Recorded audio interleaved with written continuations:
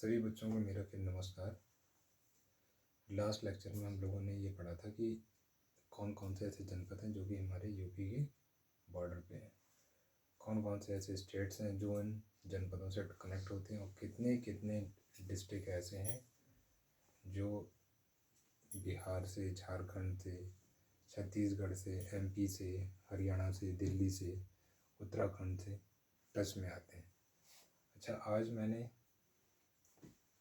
उसी चैप्टर को आगे कंटिन्यू हम लोग करते हैं और उसमें हम लोग ये पढ़ते हैं। सबसे पहले मैंने उस दिन आपको बताया था कि नेपाल से 7 डिस्ट्रिक्ट है जो कि टच में आते हैं।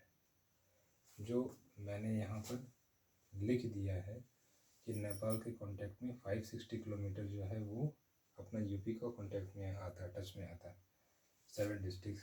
अच्छा, जब हम लोगों ने मैप पढ़ा था उसमें मैंने जो डिस्ट्रिक्ट्स के फर्स्ट लेटर हैं उनको लेते हुए सारे डिस्ट्रिक्ट लिखे थे और आपसे ये कहा था कि आप अगर इसे बारंबार प्रयास करेंगे, याद करेंगे तो ये कंठस्थ हो जाएगा आपको, ये चीज़ हमेशा आगे काम भी आएगी।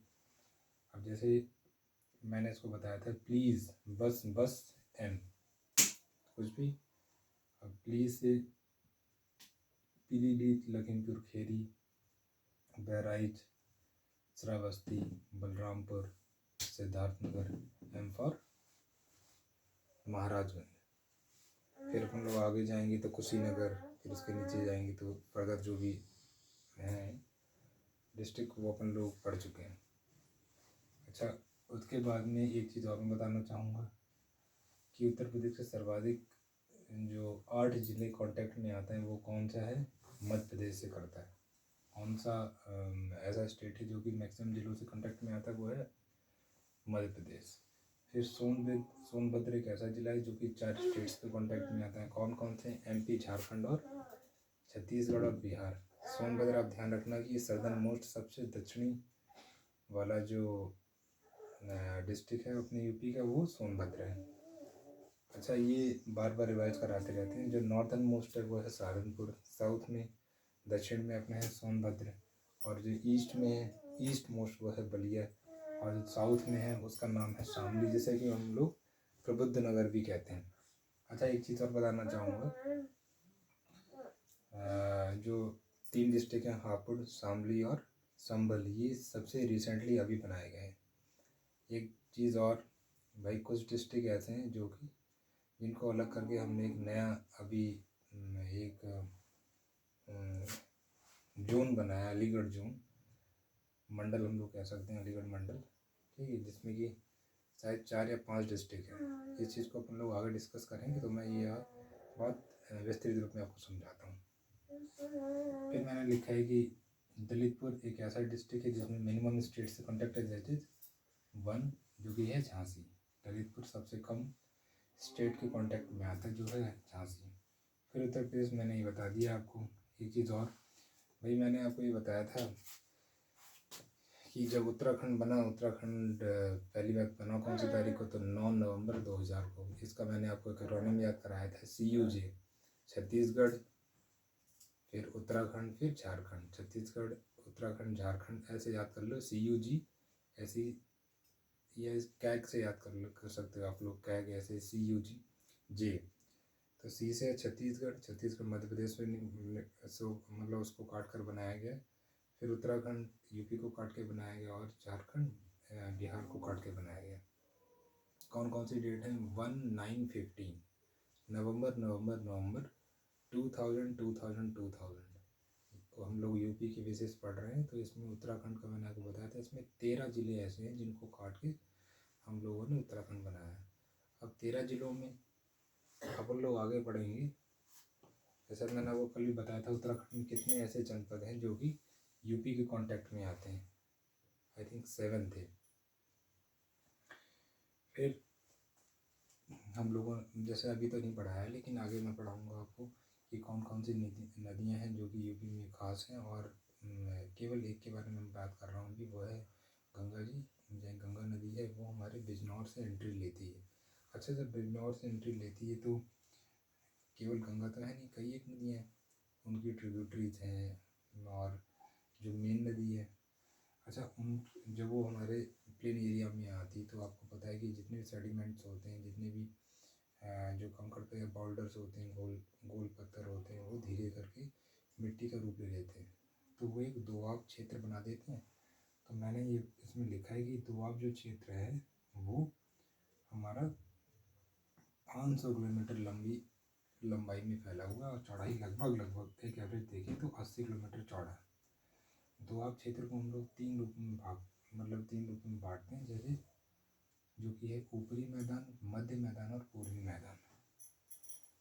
जो उत्तरतम क्षेत्र यानी कि जो नॉर्दर्न मोस्ट है वो वाला भाबर। अच्छा, एक चीज़ और, हमें ये पता है कि भाई नदी है, बहुत सारे सेडिमेंट लेके आती है, तो सेडिमेंट जब लेके आती तो हमारी जलोढ़ मिट्टी या अलूवियल सॉइल बनती है। अलूवियल सॉइल हम लोग दो तरीके के पढ़ते हैं, खादर और बांगर। जो नॉर्दर्न मोस्ट एरिया है यूपी का, जो नॉर्थ जो टॉप में, जैसे सहारनपुर जो ऊपर वाला पार्ट था, उस पार्ट में क्या है, जो उस पार्ट में भाबर जलोढ़ मिट्टी है, जो भाबर है वो वहाँ पे पाई जाती है। ठीक है, और वो कैसी होती है, कंकरीली या पथरीली। और जो हमारा तराई वाला क्षेत्र है, जो तराई क्षेत्र, भाबर तराई क्षेत्र, ये सहारनपुर से कुशीनगर तक के बीच में पाया जाता है। तराई क्षेत्र दलदली या हम लोग मारसी एरिया कहते हैं। एक चीज़ और बताऊँगा, यहाँ पे साइंस का एक पोर्शन बता देता हूँ कि जो दलदली क्षेत्र होती है वहाँ पर CH4, जो मारसी एरिया है उसे हम लोग CH4 के नाम से भी जानते हैं, या आप कह सकते हैं यहाँ पे हमारी गैस निकलती है मीथेन।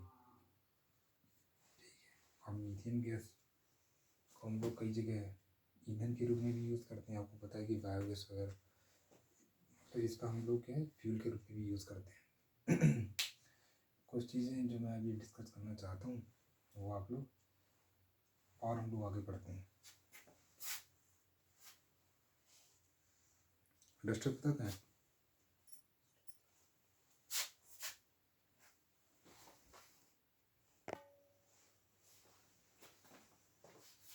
अच्छा, उसके बाद हम लोग अब पढ़ लेते हैं कि बुंदेलखंड वाला जो पार्ट है, हमें पता है कि भाई इसमें कई एक पार्ट्स में हमने यूपी को डिवाइड किया, जिसमें बुंदेलखंड वाला जो पार्ट है, जिसको हम लोग बुंदेलखंड प्लेट्यू भी कहते हैं या बुंदेलखंड पठार, इसकी जो औसतन ऊंचाई है वो है 300 मीटर है।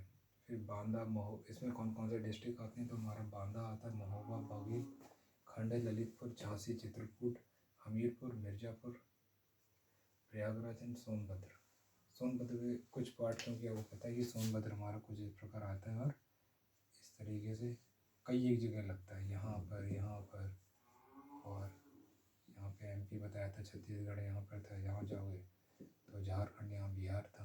तो कई एक रीजन है, जो सोनभद्र काफ़ी बड़ा जिला है, आपको मालूम ही। लखीमपुर के बाद लखीमपुर अराउंड 7,000 प्लस था, और ये 6,9 समथिंग है जो एरिया है इसका। अच्छा, इतना हुआ। फिर जो ये बघेल बुंदेलखंड जो पठार है, ये जो नीस रॉक या जो नीस पहाड़ियाँ होती हैं उनसे ये बना है। फिर इसमें बघेलखंड में या इस रीजन में हमारा कैमूर के जो पत्थर हैं वो पाए जाते हैं और पहाड़ियाँ पाई जाती हैं, और सोनकर पहाड़ियाँ पाई जाती हैं। सोनकर खासकर सोनभद्र में, ये इतना होने के बावजूद भी इनकी जो ऊंचाई है वो इस रीजन में लगभग 600 मीटर तक पहुंच जाती है। और ये जो कैमूर पहाड़ियाँ, ये मिर्ज़ापुर और सोनभद्र रीजन के बीच में है। अच्छा, जो ये कैमूर पहाड़ियाँ हैं, ये सोन नदी के उत्तरी तट की ओर दीवाल के रूप में ये चलती हैं। जो बुंदेलखंड रीजन है, यहाँ पर हमारा चिलास घास भी पाई जाती है। ओके।